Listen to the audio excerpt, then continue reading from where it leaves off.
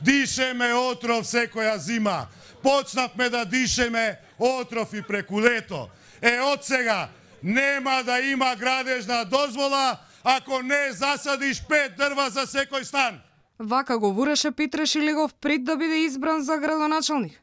Една година потоа, скопјани се уште дишат отров, а ниту еден од инвеститорите заслужни за зградите што никнуваат на секој чекор во главниот град нема засадено по 5 дрвја за стан. Невидливиот убиец, како што светските здравствени организации го нарекуваат загадувањето на воздухот, е главна причина за предвремена смрт во 41 од европските земји. Bulgaria, Poland and Slovakia have some of the worst air quality, but the worst of all is Macedonia.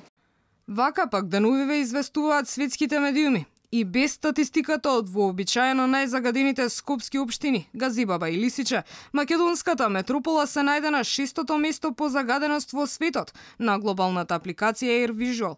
Но за град Скопје, овие извештаи не се загрижувачки. Реакцијата што пристигна оттаму гласи: поголемото загадување е само моментално, на интервали, но во суштина, загаденоста не ги надминува граничните вредности.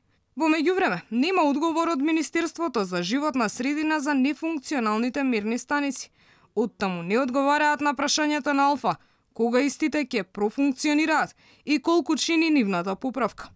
Од друга страна, се мобилизира граѓанскиот сектор. Расте бројот на скопјани што ја потпишуваат онлайн петицијата на Сдруженијето Екосвест. Во неа, меѓу другото, екологистите го советуваат градоначалникот на Скопје како може да го намали аерозагадувањето. Донесување закон на ниво на град Скопје со кој се забранува употребата на јаглен за загревање во домаќинствата, ограничување на движењето на возилата во централното градско подрачје, комплетно или делумно, и нов зимски сообраќајен режим за градот, намалување на данокот на додадена вредност за топлинската енергија, со што цената за централното грејење значително би паднала и корисниците би се стимулирале да се вратат на мрежата.